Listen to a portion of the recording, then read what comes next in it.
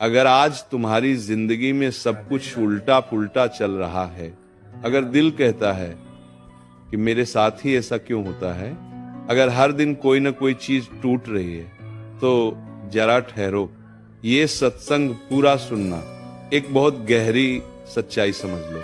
जो होता है वो अच्छे के लिए होता है। ये कोई दिलासा देने वाली लाइन नहीं है, ये जीवन का नियम है। सोचो, क्या तुम्हें सच में पता है कि कल क्या होने वाला है? नहीं। और जो भविष्य तुम देख नहीं सकते, उसे ईश्वर देख रहा है। आज तुम्हें जो कष्ट लग रहा है, वो असल में आने वाले सुख की तैयारी है। कभी ध्यान दिया है, जब बच्चा आग की ओर बढ़ता है, माँ उसे डांटती है, खींच लेती है। बच्चे को लगता है माँ बुरी है, लेकिन माँ जानती है अगर अभी नहीं रोका तो बच्चा जल जाएगा। ठीक वैसे ही ईश्वर भी तुम्हें कई चीजों से दूर करता है। कुछ लोगों को तुमसे अलग कर देता है, कुछ सपनों को तोड़ देता है, क्योंकि वो जानता है अगर ये सब मिल गया तो तुम अंदर से टूट जाओगे। कभी सोचा है, जिन लोगों के जाने से तुम रोए, क्या सच में वो तुम्हें शांति दे रहे थे या बस आदत बन चुके थे? अक्सर ईश्वर वही छीनता है जो भविष्य में जहर बन सकता है। एक राजा और उसके मंत्री की कथा तुमने सुनी होगी, जहां उंगली कटने से राजा की जान बच जाती है।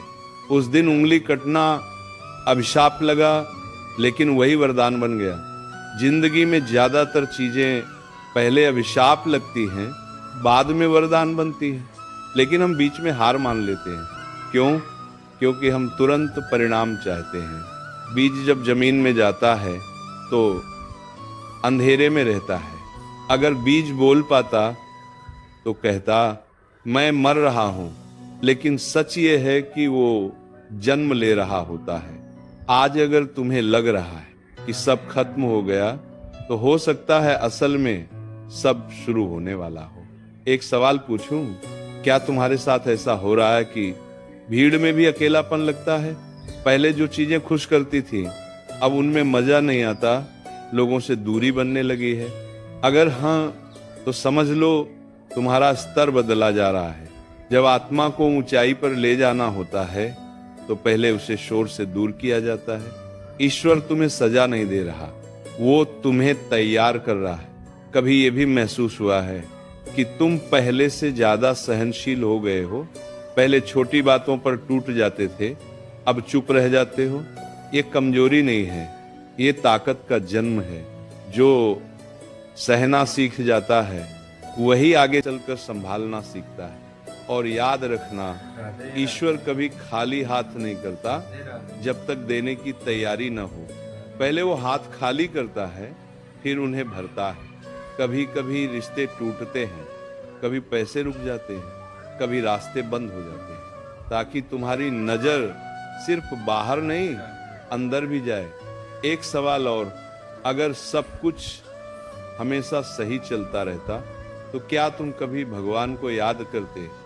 दर्द इंसान को भगवान के पास लाता है, और भगवान के पास आने वाला इंसान कभी छोटा नहीं रहता। आज अगर तुम्हारा दिल भारी है, तो खुद से ये मत कहो मेरे साथ बुरा हो रहा है। खुद से कहो मेरे लिए कुछ बड़ा तैयार हो रहा है, क्योंकि जो ईश्वर पर भरोसा कर लेता है, उसकी कहानी कभी अधूरी नहीं रहती। ध्यान रखना, ईश्वर देर करता है, लेकिन अंधेर नहीं करता। आज तुम बीज हो, कल पौधा बनोगे, परसों वृक्ष, और एक दिन लोग तुम्हारी छांव में सुकून ढूंढेंगे।